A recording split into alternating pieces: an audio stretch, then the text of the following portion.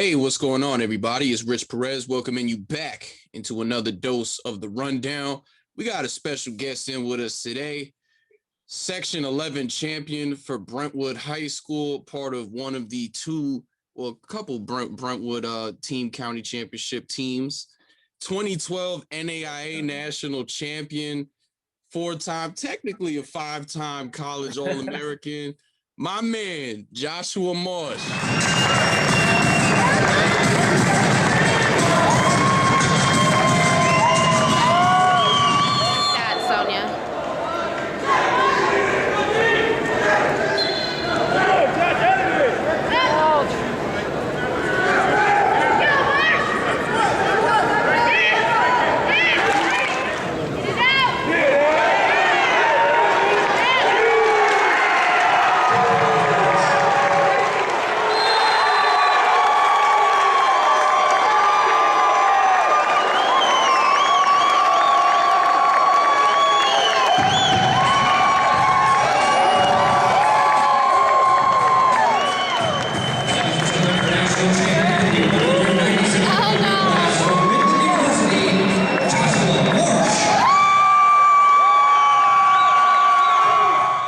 What's up, man? First time, long time.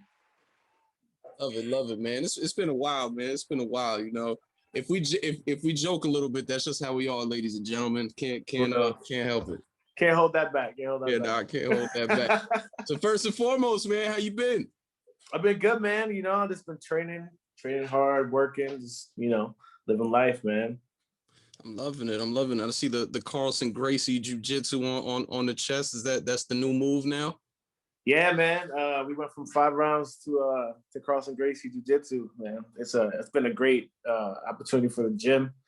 We've had Carlson Gracie Jr. himself come down, I think probably 3 times now for 3 different seminars. We're having a camp here in April, having a bunch of black belts come from Brazil, all over the country to do a seminar here. So it's amazing. This is something that he's done every year at his gym or a different gym in Chicago, and it's awesome that we have the opportunity to have him do it at our gym this year. It's amazing. I'm digging it. What's it like, you know, as someone in your position to be able to roll around with a lot of these high level guys? Man, it's crazy, you know, and a lot of people tell me I need to be more a little more full of myself, you know, because I get you get guys like Jacare who's like, hey, I need you to come up here and help me wrestle. I'm like, in my head, I'm like, yo, this is the best thing ever. I've been watching you for years, you know what I mean? And for you to actually you could have asked anybody, you know, and you're contacting me to help you. It's definitely humbling and it's amazing. And when stuff like that happens, my coach is like, you need to be more excited about it. I am, don't get me wrong, but I'm not about to be walking around yo, Jacare just hit me up, you know what I mean? I don't use that as a pass, you know what I mean? Or a flex, you know? Right. I just, I don't use that as a flex. I just, you needed the help. I definitely need the help too, you know what I mean? It's not every day you get to roll with, I think it's 11-time world champ for jiu-jitsu. Not every day you get that. So I take every opportunity as it is. That's awesome, man. That's awesome. So let's start off from the beginning of your combat sports career. I know you nowadays a lot of guys that get into wrestling, they're doing it at an extremely young age. I think that's one of the reasons why wrestling's evolved so much, is everybody's doing it at such, not just starting at such a young age, but getting a high level of coaching at a young age as well. You know, for you're a part of that old school regime. So, coming out of Brentwood, talk to me about that start. I know it was a middle school start. I believe our man David Sweater kind of talked you into it. Yeah, we played football together, and he's like, "Hey man, you should come out and try the wrestling team." And I'm coming from a Jamaican family where wrestling is not even in the thought process. So when he said wrestling, I'm thinking WWE type stuff. I'm thinking catch wrestling, stuff like that. But once he explained it, and we were walking by, saw practice, and I was like, yeah, definitely something I want to try. It's funny because when I told my parents, I'm like, hey, yo, I want to wrestle this year. They weren't having it. They were like, you better go pick up a basketball or football or something. You're not about to wrestle. So, I went to school, came home with my physical form, told I wanted to wrestle. They told me no. Came back with another one, wrote basketball on it. Erased, after they signed it, I erased basketball, wrote wrestling. So I was wrestling for about, probably about like a month or two before they found out. And they were like, well, I mean, if you lied to us for this long, like, I guess we'll, it's something that you really feel strongly about. And I instantly fell in love with it. And it's crazy because it's like, it's like someone on the outside looking in, like you fell in love with a sport where you walk in every day and you're pretty much like a human dummy to like the older guys. Like you're getting picked up, you're getting slammed, you're getting choked. Sometimes you're getting choked, you know what I mean? You're getting your face pushed into the mat. And it's like, I'll see you guys tomorrow. I'll be back. And it's like, how, But I did, man. I fell in love with it and just started off from there. And yeah, great coaches, great teammates. And it's funny because like, I say great teammates, but my teammates were pretty harsh, man. Like they're pretty harsh. They're like, I come back to practice. They're like, why are you here? Like, yo, did you not get enough yesterday? It was like, no, I did, obviously. It's that Brentwood pride. You know what I mean? Like you're not gonna, you lose, you're gonna come back and try to win the next day. Yeah, that's just how it is in the Brentwood, any Brentwood room. Like that's just what it is every time. If you got to be able to have tough skin to get through it. For real. Oh, and I mean, you said you hit it from your parents too. I gotta imagine, in retrospect, with everything that you've been able to accomplish since then, they're looking back on it now, like, yeah, probably. But you know what? The thing is like, who knows? If they would have said yes, I probably wouldn't have done it. Like who knows? I think it was the fact that they told me no. I was like, well, I'm going to do it anyway, and that kind of pushed me more every day to stay in it. Cause it's like, I told you no, like now, if I quit now, I look stupid, Yeah. But, I said, I don't know. I just fell in love with it. I fell in love with the sport. It's something that I'll always have with me, and it's like, even if you get away from the sport a little bit, you always go back to it. It's Right. one of those, like riding a bike. Right.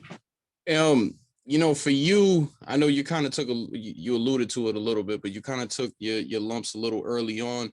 But you were I got a chance to interview Warren Murray, and we talked about it a little bit. You were a part of that group, that initial group when Casey Beach came back to Brentwood. That you guys came in and really set the tone. So kind of talk to me about the mindset, for you, like, where you were at and trying to get to where you ended up getting to. Like, was it just, I'm tired of going through the things I'm going through, or was it more, again, like friends kind of pushing you along the way? What was it? Definitely was, friends pushing you. It's weird because it's like you take your lickings every day and then you don't notice you're getting better until like something drastic happens, so like for me, I was coming back every day, and and taking those lickings, and then one day I take Manny Matos down. They was like, "Yo, Mark, you so Manny now," and I'm over here like, "Yeah," it's like, well, you're here every day. You know what I mean? I'm wrestling with Josue, Mike, David, Manzueta. I'm even wrestling with the smaller guys. It's like you have no choice but to get better. Even if you're not even, if it's not there, you're not thinking. I wasn't going to practice thinking every day like, all right, I got to be better today. I got to be better. It just naturally happens. Everything starts clicking and clicking and clicking. So you got brought up to the varsity level your sophomore year, correct? Yeah. Talk to me about that experience going from JV to sophomore. I know the story a little bit, but let's share it with the audience. What was the feeling like when you got the word that you were coming up, and what went into that? It started off with it started off with was it Palmer, who got hurt, and like, hey man, it was Spawn who was like, hey, can you make 189 next Friday? I was like, I mean, I could try. And when the varsity coach asks you if you can make weight, I don't care. I didn't care how much I had to cut. I was gonna be part of that starting lineup. Just the fact that he asked me, I was like, man, I'll make that. I'll definitely make that. I got cut. I had to cut at least 15 to 20 pounds. Passed out in the sauna, all that. Did everything I could to make that weight. And it was first match. First duel was against Say going against Frank Shaka, number 2 guy in the state, been pinning everybody the whole year. Here I go out there, 32 seconds, boom, I get pinned. I'm like, well, there goes my varsity career. That's probably going to be done with. And I'm surprised they called me back up for the next match, Longwood, and I actually did a little better that match. You know, I was getting on my shots and everything, but you know, you don't think that, you know, from JV to varsity is the margin of how the skill level there is, and it's a huge difference. It's like I was in 10th grade, so I'd have been like what, 15, 16. You're probably going against guys who are like 17, 18. You know, who's been varsity since they were in 9th grade. And it's like, I'm just coming in here and trying, you know. But even with those two getting embarrassed like that, it was still like, hey man, I was part of the starting lineup with Brentwood wrestling team. Like I never would have thought in a million years I'd be part of that starting lineup. So it was like I was ecstatic for it. Right. You know, so anybody that wrestles Jahsua Marsh knows they got to worry about one specific thing. You know, if you want to watch Jahsua Marsh in a wrestling match, you're usually going to hear the opposing coach say something along the lines to stay away from the collar, stay off the collar, or something like that. You know, so this move that you're synonymous with on the East Coast is called the shrug. I know that's a move that you worked on with where you picked up from KC Beach. Was it following your sophomore year? It was following my sophomore year, and it was that summer. We were the main core of those summer practices was me, Mike Hernandez, David Mansweta, and Josue Mendez. All of us every day in that wrestling room, just training hard. Boom, boom, going to practice, doing double practices a day. And it's crazy how he even thought about it. Casey was just like, "Hey man, I got to move for you." He's like, just a shrug. Showed it to me, boom. He's like, I want you to hit this. He'd have me hit this move 50 times each side after practice. And I'm like, all right, one day it's gonna work. I'm not using it yet. Going there to these tournaments, shrugging everybody left to right, left to right, left to right. It was ridiculous. And like that summer, I want to say I put in like 70 matches from May to August. Just go. And shout out to Casey, man. He was taking us to every single tournament possible he could think of. Jersey, Connecticut, PA, wherever we could find a tournament, he was bringing us to. Right, man. Right. You know what made you guys want to put in so much of that work though? It was fun. Like it wasn't like it was this grueling practice where like we were going there and we were just getting beat up every day, and it's just we enjoyed the sport, we enjoyed each other, and it was fun every day, grinding every day. It was it was just fun for me. It was just fun, and I loved it. Those guys are a great group of guys, man. Group of guys I call my brothers to this day, man. It was just it was a great experience to go through. Now, I guess also, can you kind of take me, you know, from your own perspective through that environment? Because, you know, there was a lot of success that you guys, you know, those 3-4 years were putting together. There was also a lot of love. Yeah, and we have Ralph, who's like Ralph Napolitano, our coach, who's like he was like the team dad. You know, he made it feel like a family atmosphere every day. And like family, we always fight. So we're in there grinding. We're fighting each other some days, you know what I mean? Some blows are being thrown, you know. But at the end of the day, though, it was like after a hard practice, even after, you know, punching each other after you know, a hard session. And then like after the practice, we're sitting there for an hour, 2 hours, just talking, shooting just BS and talking the whole time. You know what I mean? And it's that type of environment that you need. You know what I mean? I know it's an individual sport, but at the same time, like you need your teammates to push you every single day. And you need to have that atmosphere where it's like, I trust him. You know what I mean? I trust everybody in this room to get me better, just like I want to get you guys better. So I think that's the atmosphere that every team should have. Right. You know, you talk about the 70 matches in an off season from your sophomore year going into your junior year. And we, you know, just talked about your sophomore year wasn't the most successful one, but your junior year is definitely a little different. You end up, you know, making it on the podium of the Section 11 tournament. And for anybody that knows, Section 11 is the toughest section to go through within New York State. There's guys that, you know, don't even place in Section 11 that could be all county wrestlers in other parts of the state. You know, take me through that year, and you know, what was the expectations for you? That junior year, I know it was crazy. I didn't really have any expectations that year. I was coasting for something like that year. I didn't really have any set goals. I wasn't like, I want to be a county champ. I want to do this. I want to do that. It was just, I was there and things were happening. You know what I mean? I was working hard, and I almost felt like it was a gift and a curse not having goals that year. Cause I was beating guys left and right, you know what I mean? And I took some losses too. But like when big matches came, I was losing them because it was like, I should have had that mentality of like, I should have had that goal. I'm going to be a league champ that year. So like I ended up going against this kid from William Floyd, who I beat 5-0 in the dual meet. Here comes league finals. I end up losing. You know, their counties come. You know, I'm in a tough bracket. I made it to the quarters. Ended up losing. Should have had it in my mind that I was gonna win that championship that year. Didn't. So I wrestled back and ended up taking 4. But I feel like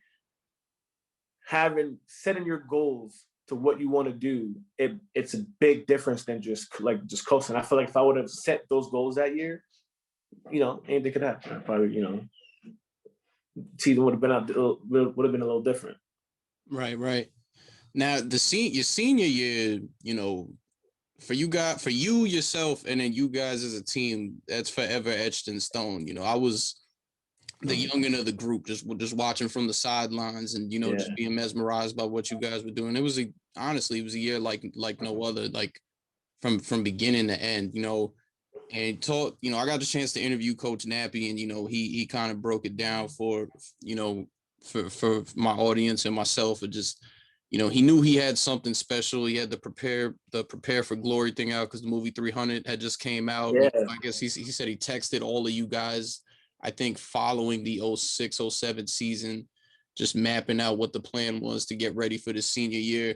For that group of guys, you know, your group of guys and you, did you guys like always know, or at some point know, like, we're going to be the group to do it, to bring a county championship back to Brentwood, and, you know, the amazing things that you did? Or was it something down the line that you realized? And for you, I know you just talked about the, you know, the goal setting, but, you know, at that point were the goals in your mind of what you wanted to do?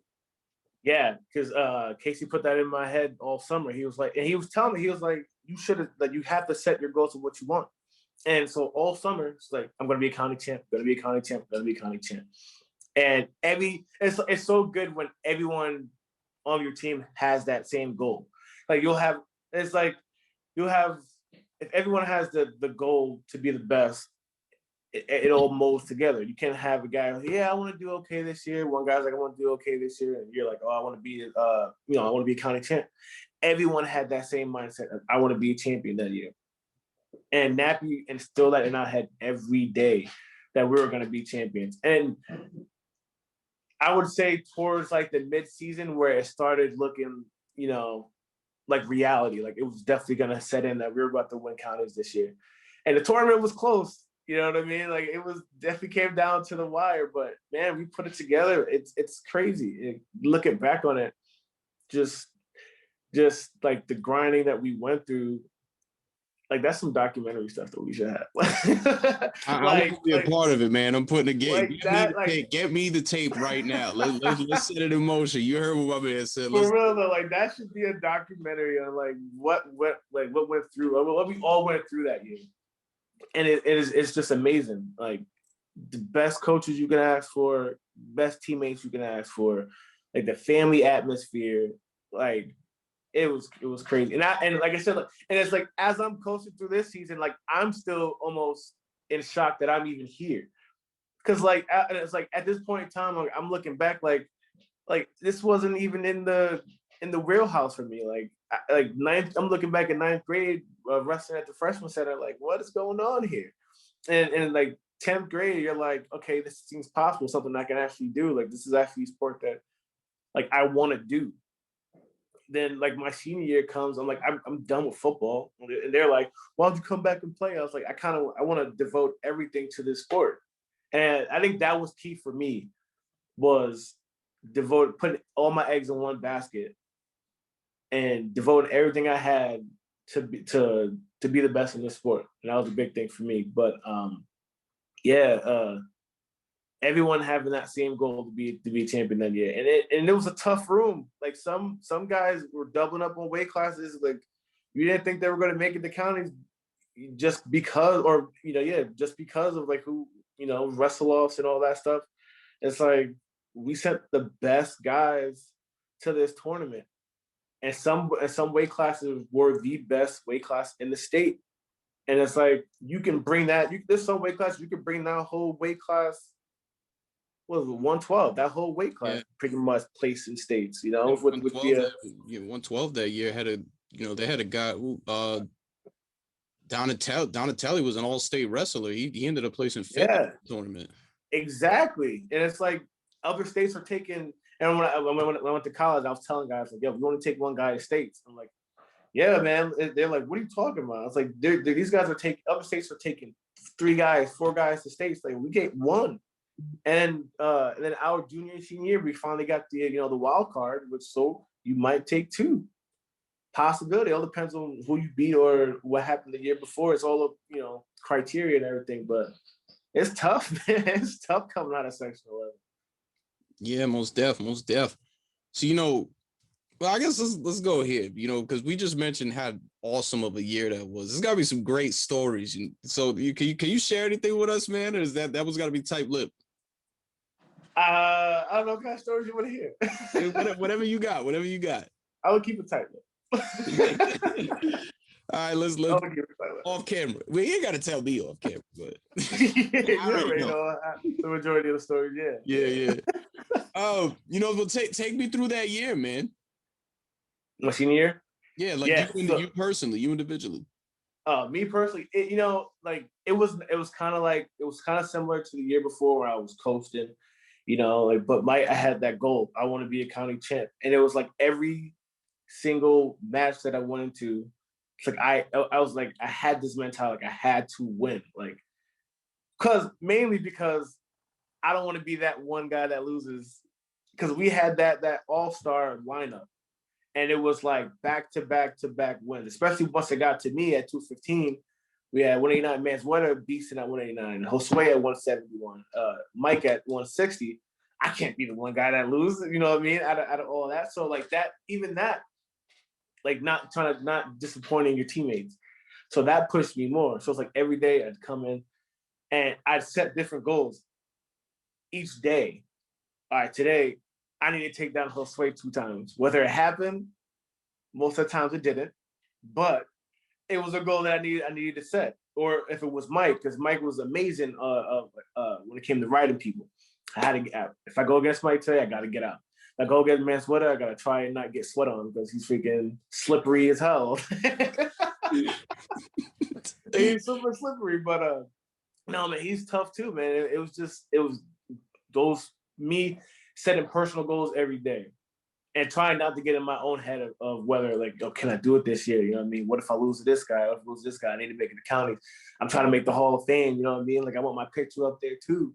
You know what I mean? It's a big thing. It's a big thing to live up to when you're in that wrestling room, especially when you're walking around and you're seeing the county champs on that wall. And everyone's got their hands up like that. I want that. You know what I mean? I want to go down in Brentwood history as a Hall of Famer. You know what I mean? I want my picture in the hallway and in the wrestling room. So I think that right there, setting that goal of what I wanted to do that year. Personally, that was what it was for me. Right on. And then in that county championship. The county tournament, some things did happen.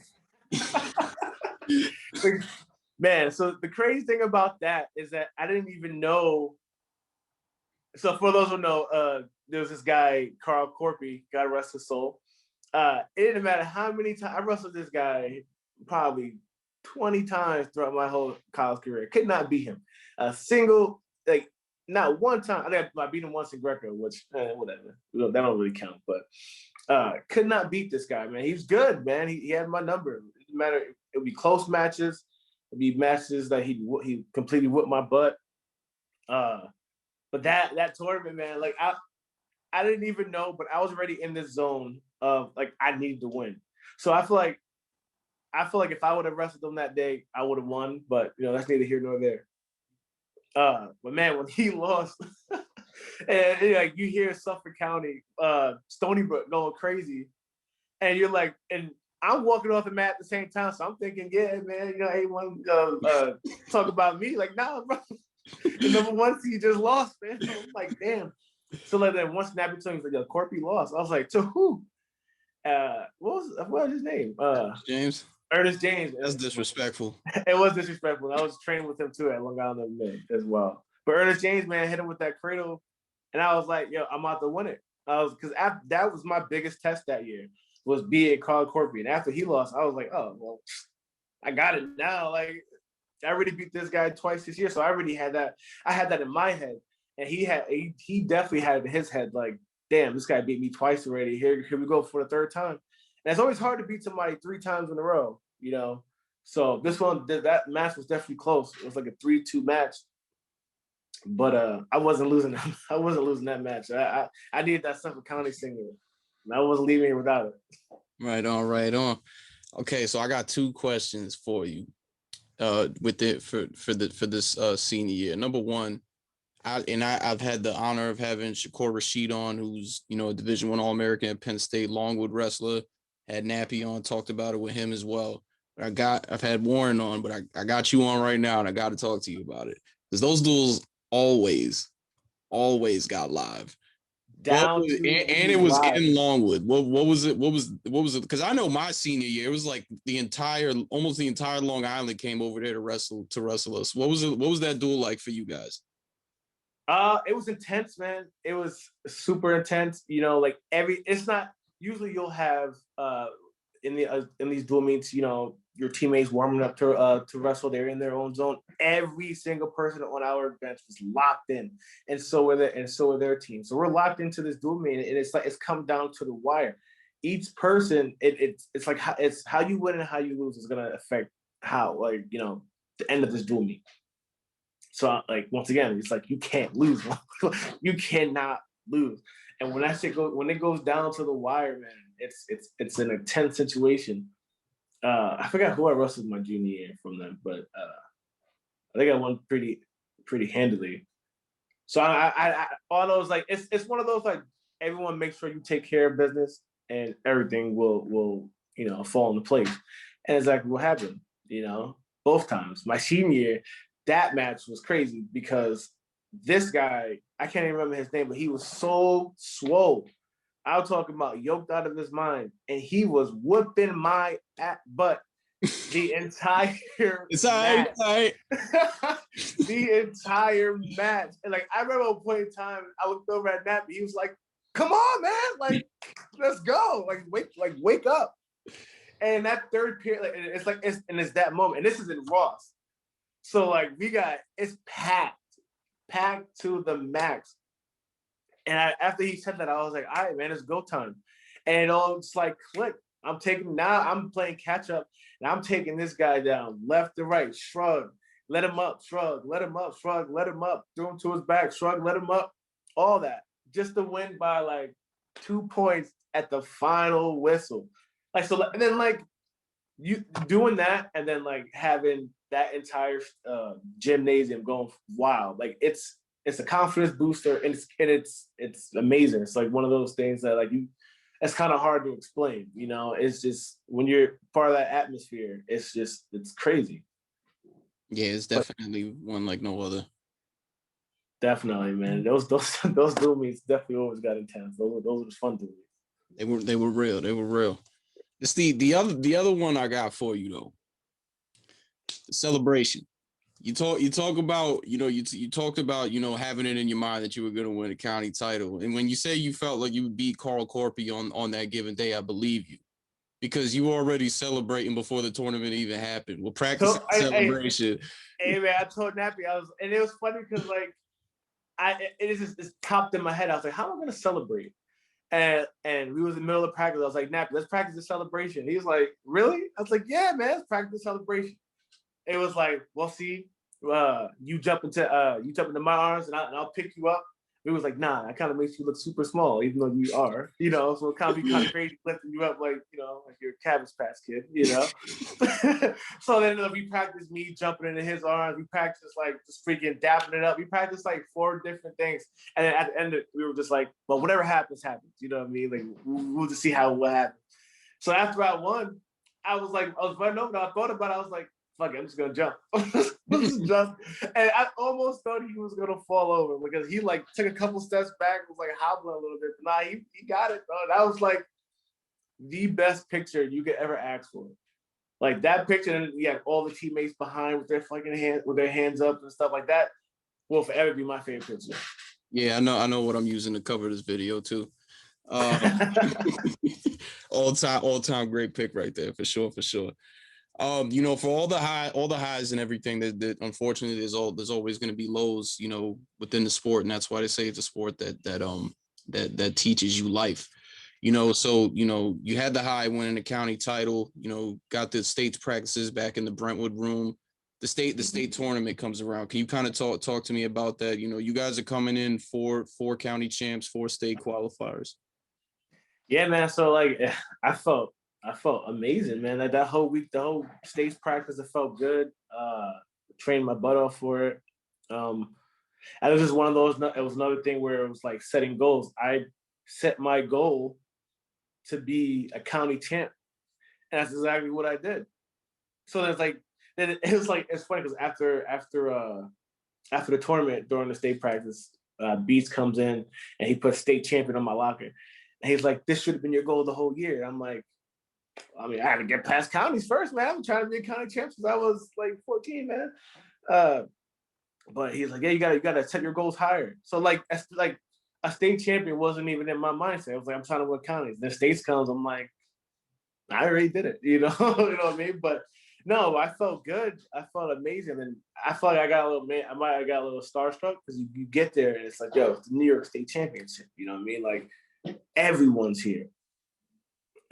First match, I couldn't get it going, you know what I mean? Ended up losing. And like this loss, like, it hit me so hard because like I could not get it back going. I was just like, man, like I don't feel good. I didn't feel right. I was trying to like get out of my own head, like trying to get it back going.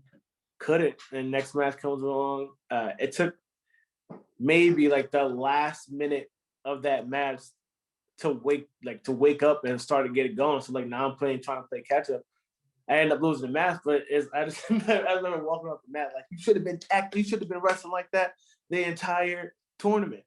It's like, I know, man. It is what it is. Like I didn't think I was gonna be here, And it's like, look, after looking back at it like that later on that night, I was like, damn, I wasn't even supposed to be here, but like I was here, man. Like I should have took it more seriously. Well, it's not saying not that I didn't take it seriously, but it should have been a goal in my head that I should have been a state champion. But the experience itself was awesome, and it makes it better that I had 3 teammates who placed. Because if you all would have went home like that, it would have been worse, So right. It was gonna have 3 other teammates who were freaking beasts who ended up placing. Well, with that, I'm sure that leaves a sour taste in your mouth. Did it, kind of drive you more to say, like, I'm not done. I got more to prove, and, I'm headed to the next level now? Yeah, definitely. And once I got to college, it was like, everyone was like, yeah, I won states. And you're like, yeah, I'm like, yeah, I went to states 1 year and went 0-2. So everyone's looking at you like, you garbage, like, it was like, this guy's definitely got to be trash. Yeah. But it kind of did, because it's, it's one of those, like, you got your 3 teammates who place and you're the one who want to go home without a medal.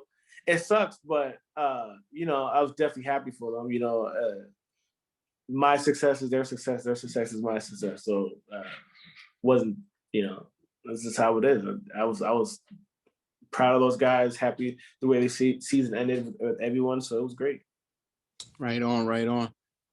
Going into your recruitment, you wrestle for Brentwood, and you can't get into a 4-year school. You're most likely headed to Nassau if you want to wrestle. What you took a different path. You know, what went into that decision? I didn't want to do the same thing everyone else was doing. I've always been an individual that always wanted to do his own thing. You know, I never wanted to fit the mold, I guess. I never wanted to be a follower and just do what everyone else was doing. So I wanted to go do something completely different. So I mean, I just looking at all these like college pamphlets and stuff. I had a freaking full bag of them in my drawer. I threw them out all over my bed. I'm just looking. Nope, nope, nope. Yes, no, nope, nope, nope, nope. I like see what Iowa Lake's talking about, you know. So I called him, talked to the coach. You know, I mean, we had a good conversation, and I was like, all right, well, let's do it. You know what I mean? It's like I'm always about doing unpredictable things. So I was like, let's just do it. I did no recruiting trip, nothing. I just went out there. And I tell you, it was not what I thought it was gonna be. Not what I thought it was gonna be. Fly into Minnesota, big city. You're like, oh, I could do this. You know, that's what I'm used to. 3 hours later, driving through cornfields. Here's the campus. You're like, wow, okay. Huge culture shock. This is definitely not what I'm used to.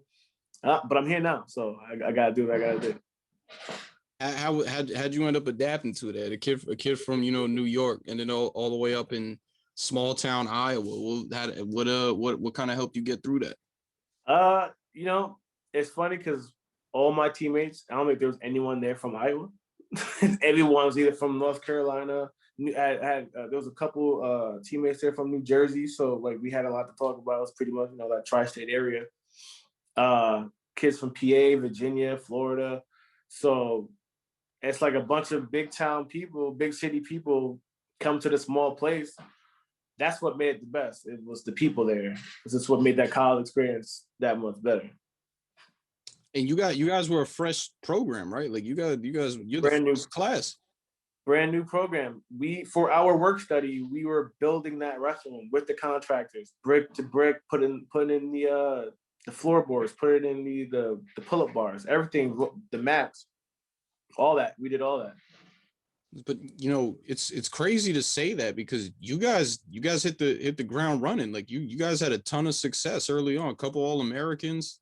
Yeah, we had 4 All-Americans, a national finalist, and we took 8th, 7th or 8th that year as a first year program, which was this something that not a lot of people do. But we had a special group, and our coaches. When you think of Iowa wrestling, that's exactly what we got. Was that typical Iowa wrestling practice? I'm talking first practice of the year, running 15 miles, and you hear about that at the Jay Robinson camp. Well, right off the plane, we're running 15 miles. I'm like, all right, whatever, But it was legit, like as soon as we got there, 3 days later, I'm running 15 miles on these hills in Iowa. But it was all about a mindset, man. It's almost like they try to break you. They see who's gonna be there in the end, and they broke a lot of people, man. We started off with 55 guys, and that last week before regionals, we had 12. So a lot of people, all these people who were there talking about I'm state champion, 2-time state champion in this state, and you couldn't even hack it through a wrestling tournament. I mean, through a wrestling season. It's crazy. I think what it is when you have so much early success, you're used to it. So it's just something that you're used to. And when you don't have that, it gives you something else to work for. And my coach, he wanted to be well known that he was a 2-time national champ. And he's like, I'm a 2-time national champ. Y'all trying to get to where I'm at. And every day I was like, I'm gonna be a 4-time national champ. I'm gonna be a 4-time national champ. And I think that's why I had so much success in college, because if I didn't get it this year, I need to work for it next year. I didn't get it that year, I need to work for it. So my goal was to be a 4-time national champ. Finally got it later on in my career, but that freshman year, I was definitely in a weight class that I probably should have went 197. But man, the rest of those guys are big, man. 285, those, and they're moving too. They're not just like these fat puds, man. You're gonna get some heavyweights who got some athleticism with them and skill. Right on. But what exactly went into that decision though? Because you were definitely, just me knowing you personally, you were a natural 197. Did they just come up to you and say, "Hey, Josh, we need you to go to heavyweight"? I want to say I didn't pass either the hydration test or the hydration test. Body fat percentage, they said I couldn't drop down, and they just modified it that year too, where it was like you couldn't weigh in without boxers on, you know, like people used to, you know, throw the Spanx off and you weighing in. They took that off. Oh wow, It's all right. It's all right. so they took that off. So I guess it was a little of that, and I could have recertified it. It was just like, it makes our lineup better if you just go heavyweight. And I'm like, if you're telling me I'm going to start my freshman year in college, I'm going heavyweight then. Shit. So yeah, that's pretty much what it came down to. How was the season for you? You know, you're an undersized guy, but I can imagine, you know, with you, it didn't even matter. I had to be faster than those guys. I had to keep the intent. I had to get those guys tired. I had to wear in those guys. I had to get them tired, and I just had to be faster. I had to be up to the point. So my biggest thing was I need to get up by 3 takedowns before that second minute in the match. So if you watch any of my matches, it's take down, let him up, take down, let him up, take down, let him up, and then it's just grinding the rest of the period. So now I'm up, and I learned this later on that you can't just coast in a college wrestling match, because, you know, that 3-2-2 is a big difference. That extra minute in a college match makes a big difference than it does in high school. So yeah, that's what it just came down to, just being faster, being more in shape. My conditioning was at an all-time high, just getting those guys tired and wearing them down. Right. You know, I mentioned, you know, a little early on, technically 5-time All-American. You know, first year you're an All-American. You know, you get to say something that not everyone could say. I'm a college All-American. You know, what was it like? I mean, it was cool, but it's like one of those things. Like, business wasn't done. Like, I didn't do what I came to do. Like, I was happy that you know, that an All-American, and I was be able to be on the podium, but it wasn't good enough. It was not good enough. I was like, fuck. I was like, you know, damn, I got to do it again next year. Next year, I gotta win nationals. So I think that's what it is. I think I never just settled for an All-American. You know, I always wanted, you know, to be that national champion. So yeah, I was happy that I won, but still left a bitter taste in my mouth. So, you know, training never stopped. You know, going into that second year, you're finally, you know, at your natural weight class. Things are changing for you. You had a coaching change too, correct? Yep. We had Ty Eustace from Iowa University there. He's awesome coach, man. He's definitely brought that natural Iowa style there too. You know, everything was more basic. We kind of butted heads a little bit because I was a little more. I was a little more Oklahoma State for his Iowa. So like there was a lot of times in the match he'd be like, no, all right. all right, that works for you, you know. But him as a coach, man, those practices were intense. It was definitely an experience. Well, take me into that sophomore year. You know, another All-American finish, and I know you hit some adversity at the national tournament as well. Yeah, that year went amazing. Regionals, beat returning national champion. Ended up beating the number 2 ranked guy in the nation. Then going into the tournament, felt great. And then what was it? The quarterfinals. Made it to the quarterfinals. Blew my knee out, tore my MCL. Second period, wrestled the rest of the match, sent it into overtime. Ended up losing. Wrestled back until I All-American, and then I had to bail out on that one just because I could barely stand.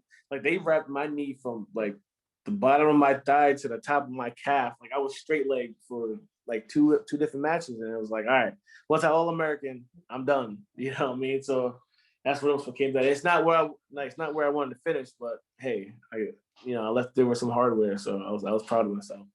Was it just something in your head at that point? Like, my knee is torn up, but I have to leave this weekend with something. Yeah, because it's like I worked so hard that year. You know what I mean? Like I do every year, but like you work so hard for this goal, you know, and you're tearing it up the entire year. I mean, I'm coming off 2 awesome wins. I mean, I just beat a returning national champion handedly. I beat the number 2 guy in the nation in a freaking close match in the probably the toughest region in JUCO. And then you go to the national tournament, you tear up your first guy, and then you blow your knee out. You're like, damn, you know. And then like you hear about stuff like that. You hear about guys like he was great, but blew his knee out, he got hurt, and then that was it. And I was like, I can't be one of those guys. So it's like after that, I was like, I gotta do what I gotta do. I was like, tape my knee up. Do you want to forfeit? I'm like, no. It's like, tape my knee up. If I gotta go out there and straight leg it out, I will. And so that master All-American was so wild because I was expecting him to go for that leg the whole time. And he was trying, and I was wobble legged. I was freaking stepping on my left leg, trying to keep stance.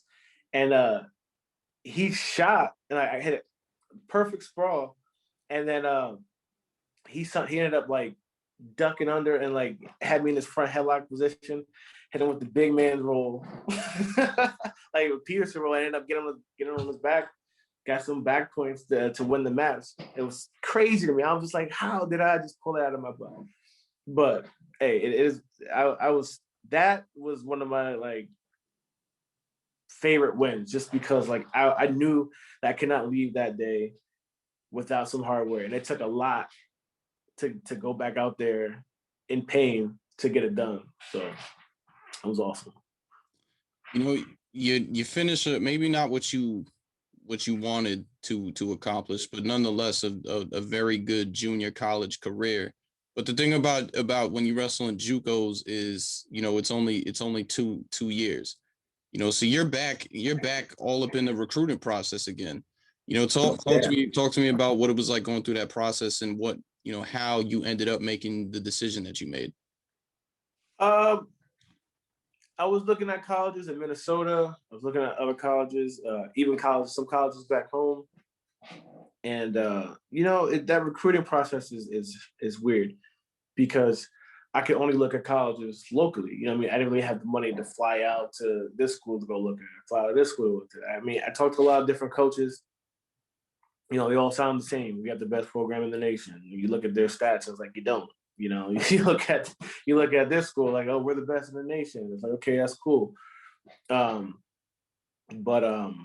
it came down to me wanting to go to Dana College, and that experience was crazy because I signed, and I felt confident once I signed. I wanted a recruiting trip there.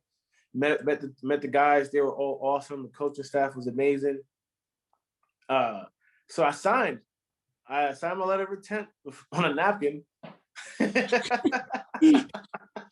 On a napkin, but I signed and I felt confident. I flew back home. I was like, yeah, I'm going to Dana College next year. And 3 days later, I get a call like, yeah, they shut their doors. I was like, so what's going on here? Like, yeah, we don't have a wrestling program anymore. There's not even a college there anymore. So then, like, now I'm back in New York. Like, do I just go to a school back here, or do you try to do something different? And like I said before, like, I'm always about doing something different. I was like, I'm not trying to go to a school around here. And there's nothing against my hometown or any of my friends, anything like that. It's just like I always wanted to be different. I always wanted to do something that was out of that wasn't even thought of. Like, why would you leave New York and go out there to a town of like maybe 10,000 people? It's like, that's not even half of Brentwood. That's not even a quarter of Brentwood. Why would you go out there? It's something different.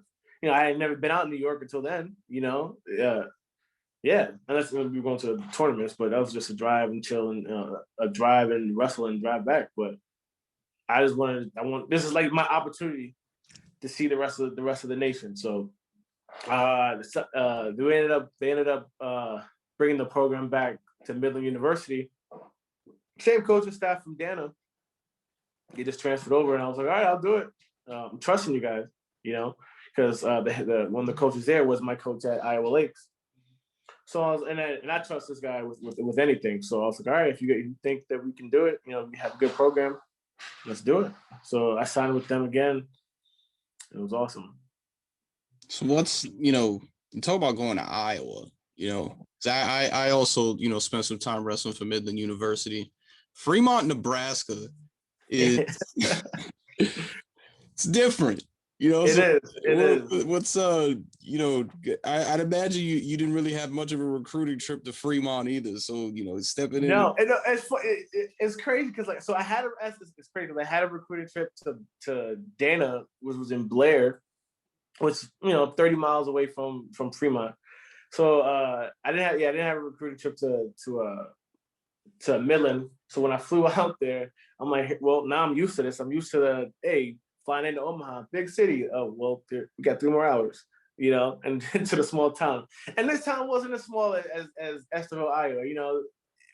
There was a solid 30,000, 40,000 people. So it was a decent town, and it was close enough to Omaha where you take a quick little drive. So it wasn't bad. It wasn't as bad as Iowa, but it was still a culture shock. Still a culture shock being there too. I guess the other thing too is you just can't get away from brand new programs. I know, right? It's but man, that was an experience because they're technically, it wasn't really a brand new program. It was just like the Dana guys just went to another college. So I mean, technically, yeah, it was a brand new program, but it's like they still brought the whole Dana lineage over there. So it still felt like it had some years to it, Yeah. But yeah, Dana College was the Seattle Supersonics. Yeah, pretty much. That's a good way to think about it. Yeah, yeah. Right on. Did you redshirted? Your first year. Did you know right away you were going to redshirt? Was it something that you wanted to do? No. It was something like mid-year, and I had to make that choice before the first tournament because it's one of those like if you wear that school singlet, like your red shirt is broken. So first tournament, I wore whatever singlet I wanted just to keep that option open. It's before any duels was even going on. So I was keeping the option. I was just like, I think I can use this year to get a lot better, and I did. That year, it's like I finally developed into the wrestler that I wanted to be. That year, it was like my whole game changed that red shirt year. And for people who want a red shirt, it's an awesome thing to do. You still get that college experience. You still go to every wrestling tournament. The funniest thing is going to these tournaments. You're supposed to pretty much find your own way to these tournaments. Hey, we don't no dry snitching here now. Hey, you're right. Whatever he said happened didn't happen. Yeah. All right, so yeah, being a red shirt is a different experience, but it's definitely an experience I would recommend to anyone who's who just wants that extra year of hard training, and then still be able to still have an extra 2 years or extra 4 years or extra 3 years or 4 years, depending on when you do it, to get it. So it's like Ben Simmons, like you're not a rookie, but you are. Oh, you mentioned developing into the wrestler you always wanted to be. You had some great guys around you. I didn't get to meet one of them because he was gone when I made my way up there. But Jimmy Rollins, who you mentioned was one of your coaches at Iowa Lakes, ended up being a coach for you at Midland, was one of them. He had a ton of success in his own wrestling career. Then another guy you had over there, which I got a chance to work with a lot when I was down there as well, was Joe Cornejo. Joe Cornejo finished 4th in one of the toughest senior nationals weights ever. He went on to wrestle at the Division I level as well as JUCO and NAIA. Anybody who knows him and has wrestled him will tell you how good he really was. Kind of talk to me about those two guys as well as everybody else. Coach Bovest, another guy with tremendous accolades. Coach Wynn, my man, Coach Barber. Yeah. What was it? I'll kind of go through each and every one. Barber is more of that motivating life coach where like he'd give it to you uncut, and like he does not sugarcoat anything. Like, so he's gonna let you know what you're doing wrong, how you're doing it wrong, and what you do to be better. But it's gonna be animated. So it's like you're not gonna feel like, you might feel like, it's weird because like you might feel like crap after you get done with that conversation, but you might be laughing after, but it still be the back of your head like, he really just told me I was trash and I need to get better. But okay. But man, if there's anyone who's gonna have your back through anything, not even just wrestling, but in life or anything, Barber is that guy who always have your back. When was that? When I say I was only a neutral wrestler, I cannot keep anyone down to save my life. And he is one of those guys who, I think in his national final match, he said he was losing. He was, or in the semis, sorry. In the semifinals match, he was losing by a good margin. Got on top of this guy and was just like, just turn to left and right. His mat wrestling is next level. Jimmy Rollins was that coach that was like, he's one of those hands-on, in-your-face wrestlers, like, let's fucking go. You need to pick it up type of guy. And very animated guy. But he wanted the best out of you. And if he didn't get the best out of you, he was gonna take it out of you. So like, he was one of those guys who definitely those hard-nosed wrestling coaches, that we needed in the room. Bo Vest was kind of, I kind of got like nappy vibes from Vest, because he kind of,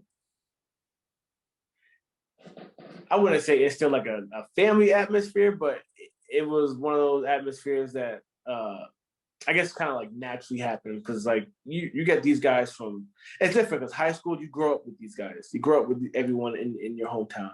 You got these guys coming from Iowa, New York, Nebraska, Colorado, wherever. So to get everyone on one page is going to be kind of hard. Everyone got their own egos. Everyone got their own thing. And he kind of brought, everyone together. And then Cornejo brought it. It was like having another teammate from Brentwood back in the room almost. Like that's what I got from him. Like he almost like every single day we were like training with a chip on our shoulders, because like for him, he was like, he made it to the national finals and didn't get it. So it was like, I'm gonna train someone to do what I couldn't do. And I was, lucky to have him in the room, because he was my training partner damn near every day. And I'd come in there like, I'm definitely not feeling it today. You need to go pick somebody else. He's like, no, man, let's go. Like, I don't care he's like, one of those, like, I don't care how you feeling today. We're gonna get this working. And that, man, those workouts were something serious, man. I did, and it was like one of those things like, I would definitely want to fight you right now if I could pick my arms up, but I can't. So I'm tired. Yeah, it was crazy. He's definitely he's an awesome coach, awesome friend, awesome coach. Definitely. One other thing during that red shirt year, man, which I don't think anybody who knows you or been around you talks about enough. You had the most wins in all of college wrestling during that red shirt year. Yeah, yeah, I did. I had the most wins up until the conference tournaments. So the qualifying national tournaments. So before anyone went to Big Tens or Big 12s or whatever, I had the most wins in all divisions up until that point. Yeah. You were just hitting any tournament that you could? Every tournament. We even drove out to PA, went to Red Shirt Nationals. That tournament was fun, man, because we got a lot of exposure just to different colleges, different people you wouldn't see, different styles. Like we never saw those East Coast styles for the most part. We never saw those Southern styles for the most part, and everyone was there. So it was D1, D2, D3, JUCO. Every division you can see, it was there. And so that was a fun tournament. Go ahead. Those matches were intense, man, because especially not having a coach, you're having like your teammates with you. So it's like there's like certain calls like that, a coach would go up to the stand and be like, hey man, will fight for you. So they weren't listening to any of us. You try to like, it's like you're a referee. And you see, a wrestler just walk up to you. You're like, I mean, get over face. You know what I mean? So it's like that kind of sucked, not having like an actual coach with us. But man, that was an awesome experience too. Oh, maybe because you were in Iowa, you knew about it. But, again, coming from the East Coast, I never heard of NAIA. It's Division III. For a period of time, we had a Division II program out in New York, but there's really no Division II programs out here. But it's Divisions 1, 2, 3, and JUCO. That's all we really know. Because you were in Iowa, did you already know about the NAIA level? And I guess what kind of made you? I know you said why you ended up at Dana, ended up being Midland. But what made you say I'm gonna wrestle NAIA? I never heard of it either. My coach Jimmy Rollins, when he told me, and I made fun of him too. He was like, "I'm NAIA national champion." I was like, "Did you just make that up? Like, what are you talking about?" Like, I don't know. I never heard of NAIA. But then you go to these wrestling tournaments and we see all these NAIA schools and they are putting in work. Like they're beating D1 guys, they're beating D2 guys, they're beating all these division guys. And it's like, yeah, you might be NAIA, a division that, you can say is some people from the outside looking in, you'll say it's lackluster. But we're at every single tournament as you guys are. Division One tournaments. We're going to Iowa State tournament. We're going my sophomore year. We dueled Iowa University. Like there's levels to this when it comes to it. But man, we're at the same tournaments. Like every single tournament we went to. Actually, to be honest, so my redshirt year, first year wrestling NAIA, I only had 10 NAIA matches. All my other matches were either Division 1 through 3 or JUCO. So it's rare. You don't even see that many because these tournaments are so big. So you don't even see you're not just at these NAIA tournaments. So you'll see competition from all over the place. Right. I mean, the other thing, you mentioned how these NAIA guys go to these tournaments and really do well. Like one thing that I noticed, because I was getting it too, like from coming back home and be like, oh, you wrestle in this division. I'm like, but you look at it, like a lot of these NAIA teams were bringing in guys that were Division I wrestlers at one point, and just for whatever reason didn't cut it and ended up NAIA. So I mean, if you really get a chance to watch the NAIA wrestlers, really take a look, because those guys are definitely something to behold. Oh yeah, definitely. Like it is what it is. And it's a lot of it is placement. I mean, maybe they weren't happy at the Division I school, but they wanted to stay in the area. There's another NAIA school there. A lot of it is whether it's grades, whether it's you had you dropped out because of your behavior problems or whatever it was. That's the big reason why a lot of people do go to NAIA, but. Then the clearinghouse is a lot for some kids, but yeah, man, it's you, it's the competition that you bring. So like, I'm at the Division I tournament. You're like, I'm going against this NAIA scrub, and then you end up getting beat. You know what I mean? That's why they always say you never wrestle the single, you wrestle the guy in it. Mm-hmm. Right on. It's a good way. It's a good way to put it. But the redshirt year is over. You're coming in 197 pounds. And again, it was a crazy year. Just the guys back in Brentwood knowing what you were doing. Some people expect certain guys from the 08 team to probably reach that national title first, but it was you. You were the first. You were the first one to get it done. Take me through that junior season for you. You talk about setting goals. Was the goal I'm going to be a national champ? The things you were doing to get to that point. Once you got there, what's in your head? Yeah, it was it never faded. I always wanted, since I got to college, I was like, I'm going to be a national champ. Then when Bo Vets picked me up from the airport, I told him, this is like earlier that year, I'm like, I'm gonna be a national champion. He was like, yeah, that'll be awesome, man. I've had a lot of finalists, but I haven't got a national champion yet. And I'm like, so I was like, are you serious? He's like, yeah, man. Like I've had about 5, 6 finalists, or he had at the time he had 4 finalists. never had a champion. I was like, well, I'll be your first national champion. And I used to tell that, I used to say that to everyone at that college that year, like my freshman year, like I'm gonna be the first national champion. I'm gonna be the first national champion. And then we had 3 finalists that year, and I was like, shit, oh, maybe I won't. You know what I mean? But then all 3 of them lost. So it was like, then the next year is the same goal. You know what I mean? Now it's my junior year. And every day I'm telling you, like, yeah, I'm about to win nationals. I'm about to win nationals. I'm gonna win nationals. And it was looking real light mid-season because first tournament I go out concussion. You know what I mean? End up getting hurt. I take a couple of tournaments off. Then I hurt my knee again, so I take another tournament off. And then it's like that second half of the season, it's like that's when all the pieces were falling together because now it's crunch time. So, and I'm like, I need to put everything together. And I went into the tournament like 7th seed. So like no one's even looking at me. Everyone's looking at the premier guy was Jamil Jones. He was coming from it's another top level guy. Top level guy. Right? Two-time JUCO champion. Beast of the East champion when he was in high school. Like this guy is top level. So first match, I ended up hurting the kid. He ended up low single, he ended up breaking his ankle, 25-second match. And this is a 3-day tournament. So I'm waiting around for the next round to come, and I'm just getting anxious, like to the point where like I just want to go. Next match comes, and I destroy this guy. And I'm like I said before, like I am not a mat wrestler at all. Like my goal is always to break your will, so take you down, let you up, take you down, let you up. But I was on another level that day, and ended up turning this guy left to right. Ended up teching him. I think Matt scored I think I put up like 18 points or something like that, 18, 19 points.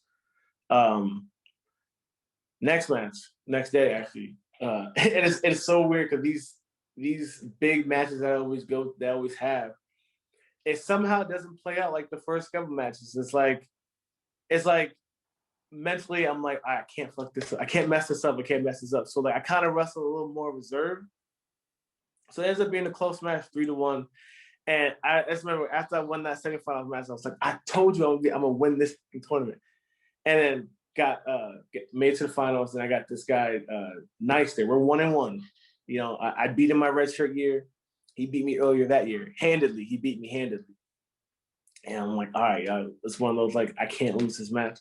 And it's funny because I hear all these stories of what people did and didn't do in their national finals. Bo was just telling me during his national finals, I wish I would have done more. Cornejo was like, I did too much. I was winning, and I tried to do something extra. I ended up getting scored on the last minute. So like in my head, I'm like, I need to do just enough. And it's a big thing with Barber. It was just like motion. Like you don't have to do anything, but make it look like you're doing something. Make it look like you're doing something. So I just remember, man, that first period was so intense because like nobody wants to make a mistake, you know. So like we're both like throwing these fake shots. We're both, you know, hand fighting heavy. You know, second period comes, I get out, boom, fast, which is crazy because I usually never pick bottom. But both like you got to go down. I'm like, damn, all right, I have to. So I get out fast, boom, hit him with that shrug, boom. Now I'm up 3-0, and my head is gassed. Like I'm like, yo, I'm up 3-0 in the national finals. Oh, this is crazy. I was like, calm down. Like you're good. And I'm getting some solid riding time too. And he gets out. Third period comes. He gets out. I ride him a little bit more. I think I had maybe like a little under a minute. They might have a little under a minute of riding time. And then he got out. I'm like, damn it. Like that would have been like to solidify it.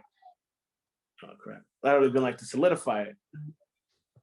And then so I just remember like I hear Barbara and Joe in the stand, motion, stand. So I'm just motion, moving my feet. And then all I know is I was already down, I already had a stall call. And I'm up 3-2. And it's 13 seconds left. And he's shooting, man. And I'm just circling. I'm still engaging. but it's like you got to know how to work the referees. So like he shoots me out of bounds or close to the edge, and then I turn in and I go for a sloppy little shot, just let him know that I'm still in here. Get back to the middle. He shoots heavy. Boom. I win. I run the coach. And this is the funniest thing because I forgot Bo had just had shoulder surgery, like maybe like 2 months before. So like I jump in his hand. I'm like, whoa. He like legit was like, ah, and like dropped me back down. I was like, man, what are you doing? He's like, my shoulder. I was like, oh, my bad. I was like, you be all right, man. We just won a national title, bro. We good. That was man, that was an amazing feeling. What take me through the the post national title, man. You know, you're the school's first national. You're this new program, even though Dana transferring over. Yeah. You're the school's first national champion. You're the coach's first national champion. You know, are you hitting everybody up back home? Are they hitting you up home? Everybody's gassed. No, a lot of people were hitting me up. I called Jimmy Rollins. I was just thanking him, man, because like he's the main reason why I came out to Iowa, I came out to Nebraska to go to Midland, and he ended up taking a coaching job at Lindenwood, which he's doing. That program is doing amazing right now. So I called him, man, and he didn't answer. So I had to send him this long text message like, man, I appreciate everything you did for pushing me all those years. I was like, because for to be honest, if he wasn't so cocky and was throwing it in my face that he's a 2-time national champ, I'm like, bro, I'm gonna be there with you, bro. Like I'm gonna be there. And he's just like, well, you gotta show me. So he's one of those guys that is meant for that mentally pushed me. Like if it wasn't physically, he got into my head like you gotta have this mentality of that you're gonna win at all times. So I was thinking, there was a lot of people I was just calling, texting, man. And I was like, man, this is crazy. Cheesing from ear to ear. Like my smile did not stop until like the next one or until I fell asleep, to be honest. But man, it was a crazy ride. I couldn't believe it happened. One of those like this is something that like you since 2008, you know what I mean? You've been saying you're going to be a national champ. And then when it happens, you're like, well, this is what you trained for. This is what you set your goal for, to be a national champion. And I did it. And it was crazy. It's definitely a feeling that you cannot explain. Right. You know, but that next year comes in, you know, your senior season. And, you know, I can say that I was, you know, blessed to, you know, to just be a part of that journey with you. You know, it's time to, you know, defend the crown. I remember, you know, being around you and Joe always telling you it's always harder to win the second one. You know, you not only that, but you ended up going down a weight class, something I don't think anybody saw seeing at the time. You know, talk to me about the decision to move down, staying down, because NAIA takes 12 guys as opposed to 10, which is what the JUCOs and NCAA does. You know, so talk to me about that decision and, you know, that season, you know, because it was definitely there were highs in it, but it was, you know, just, you know, from what I got a chance to see, it wasn't the easiest one either. No, so when they asked me to go down, I was like, you guys are crazy. But we had just placed top 10 as a first year program the year before, and we won our regional tournament. So it was one of those like, yo, we'll have you at 197. I mean, at heavyweight, or sorry, 189. I don't even know the weight class. 184. Sorry, 184. We'll have Colton Kirsten at 197, and he was just coming in off of being a JUCO All-American, an amazing guy. And then we had a heavyweight. Huh? I was just saying, just an amazing story. Yeah, amazing story. And then Lonnie at heavyweight. Yeah, we had like this all-star lineup, and it was like, yo, if you can make 189 or 184, Jesus Christ, if you make 184, like we'll have a great chance of placing top 10 again. And I was like, I was the smaller guy at the time. He was coming in at like 210 maybe, you know, and I was for some reason I was still light. I was still like weighing like the 190s, you know, I was still like 198, 199. So I was like, yeah, I'll do it. You know, it's gonna suck, but hey, you know, I'll do it for the team. That's was my decision. It was a hard decision, but at the same time it wasn't, because I believed in that group of guys we had. Just I guess, with that season, without getting too much into it, was it just like I know, because that was the you finished on, you didn't win a national title, but you did finish on the podium. You had some setbacks in that tournament as well. You know, what, I guess, what were your takeaways from it? I don't regret going down there. I know a lot of people like, why would you do something that stupid? Why would you drop down at that weight class? And, and I don't regret it. We had, like I said, we had a great group of guys. And it was so funny because a lot of people, somebody asked me, like, was your national title like the pinnacle of your career? I was like, yeah, yes. I was like, yes and no. Like that regional tournament and that regional final match was probably my favorite college wrestling match of all time. That was a fun match too. Mainly because so guys don't know Colton, we were talking about Colton Kirsten before. We're, when I say we were that 1-2 punch, 184, 197, even at Lonnie at 197 at heavyweight, once it got to our weight classes, we were getting bonus points. Like either I was getting a tech for a major, Colton was getting a pin, or Lonnie was, he was taking guys down left and right, getting people tired. He was getting major bonus points too. So he ended up getting sick like a week before regionals, bacterial meningitis. They said, what do you have, like a 2% chance of living? Yeah, it was bad. It was real bad, and we didn't think he was going to see the other side of it, but he did. I told him, I was like, yo, and it was another one of those when it comes to setting goals. Like I was like, I got to win this national title. I got to win. We have to win regionals because this whole season can't go in vain. Now, you know what I mean? Like now that you're hurt, now that you're out. Man, in that tournament, like in my head, I was just like, I gotta do this for Colton. I gotta do this for Colton. I can't lose. You know what I mean? And not finish what we started that year. So I tear everybody up. And then the finals match was against a guy that had pinned me at national duels earlier that year. So I already knew it was going to be a tough match. But it was like every situation in that match, I was like, yo, man, I got to do it for Colton. I got to do it for Colton. Like that match, it was just like I was wrestling for something that was bigger than me. You know what I mean? So it was like dedicating that match to him, like it was on another level for me personally.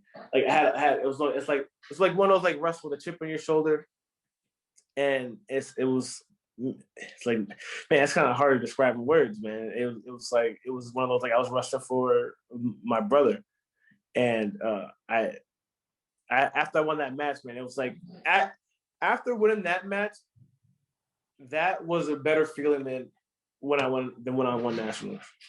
Like that feeling after I won that match was tops from when I won nationals. Right on. Oh, once your college, career is over, I mean, that year, I'm sure weighed on you a ton. Like, was it just like a sigh of relief, like I'm done, or was it a little bit of hunger? Yeah, that after that season, I to be honest, after that season, I was done with the sport. I felt like that year took a lot out of me. I was cutting like 20 pounds a week. I pretty much lived at the YMCA trying to make weight every week. Those were good times. Those were good times, though. Yeah, yeah, those sort of sessions were good times. You got sitting here laying on the shower floor, guys, people stepping over you and saying like, "Excuse me, like, what are you doing here? Like, hey, just give me a second, man. All right, relax." Yeah, I mean, those were good times, but man, that it took a lot out of me that year. So I was like, I'm done. I was like, I've been wrestling since I was 12. Like I did a lot, and a lot of stuff that I didn't even expect myself to do, 10 years ago, in my head. So I was like, I'm done. And then it's like, I was done for maybe like a month. And then it was like 8, but you can go to the World Team Trials qualifier. And I was like, sure. I mean, it's like, it doesn't take that long to reel someone back in, So, what I mean? I tried, I went to these tournaments and I had some decent success within the tournament, but, these guys are, next level. These guys are trying to win Olympic titles and world titles, man. I was just going there. I was going in there undertrained, probably, you know, because I was kind of just like trying to hop back into it. Like, hey, let's try to go to Worlds, you know. But these guys are training Olympic Training Center. Like something that I should have went out and did, but hey, it's what it is. Right, right. You know, I know you tried your hand at the freestyle circuit. You know, had your fair share of success. You know, some big wins there too. You know, you mentioned the shirt earlier. You made a little bit of a transition now, doing a lot of grappling and jiu-jitsu tournaments as well as a pro MMA career. You know, what's been going on in the life of Jahsua Marsh these days? Man, I've just been training hard. I've been trying to fight. You know, this last year, I think I haven't fought since the end of 2019. And then once this whole COVID thing hit, it was kind of hard to find a fight. Like all of 2020, it was us trying to. My coach is working, trying to find me a fight. You know, organizations are not opening up, or they are. They're doing no fans, or they're doing a lot of organizations wasn't, you know, paying out as much because, you know, if there's no fans, you know, that's revenue they're not getting.